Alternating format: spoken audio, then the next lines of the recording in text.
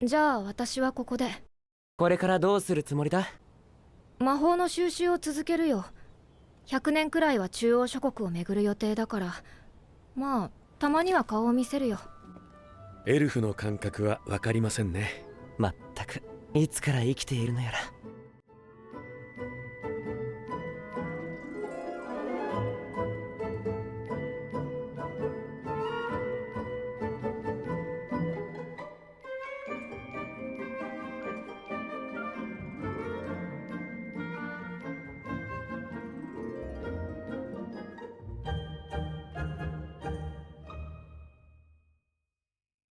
So by this point, you probably would have heard about Clorinde's full kit, what her elemental skills, burst, and constellations are.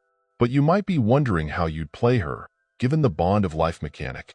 So let me oversimplify her playstyle in this video. What you need to understand with Clorinde is that she basically has two modes, a pistol mode and a sword mode. The pistol mode will obviously do ranged electro damage, while sword mode will not do any elemental damage. And the way to change from sword mode to the pistol mode is by using her elemental skill. However, you can't freely switch between these two modes. What this means is after you use Clorinde's elemental skill, she will be switched to her pistol mode for 7.5 seconds. And once these 7.5 seconds are over, she'll automatically switch back to her sword mode. You can use her elemental skill again to go into the pistol mode after this. Hope you got the idea with this. One thing you also need to know is, you can use her elemental skill again right after using it. You know, like characters such as D-Look, she'll have a very quickly resetting elemental skill when in her pistol mode.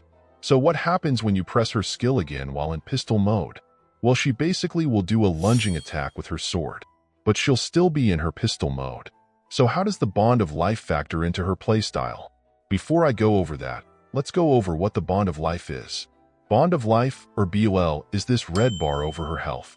It'll prevent Clorinde from receiving any healing, and instead the healing will be converted to Bond of Life. And depending on the amount of bond she has collected, her pistol attacks and the lunging attack damage will be buffed. So let's say when you first switch to Clorinde, she'll not have any bond. And if you use her elemental skill and start to attack enemies with her pistol, she'll start to collect bond. Each shot fired will give her some bond until her entire HP is covered by it. These pistol shots will even go through enemies and hit guys at the back as well. So this happens until her entire HP is covered by it. So remember the lunging attack I just talked about. So it turns out, if Clorinde has at least some amount of bond, the lunging attack will heal her, and also the lunging attack's damage will be buffed based on the amount of bond she had. Not just that, if the bond she has is more than 100% of her HP, the healing she receives and the damage buff will be even greater. If she has no bond, the lunging attack will just be a normal one, and she won't even be healed. Her elemental burst will make her use a similar move to Kuching and will give her the Bond of Life. This is basically her entire kit. So based on this, let's go over how to actually play her.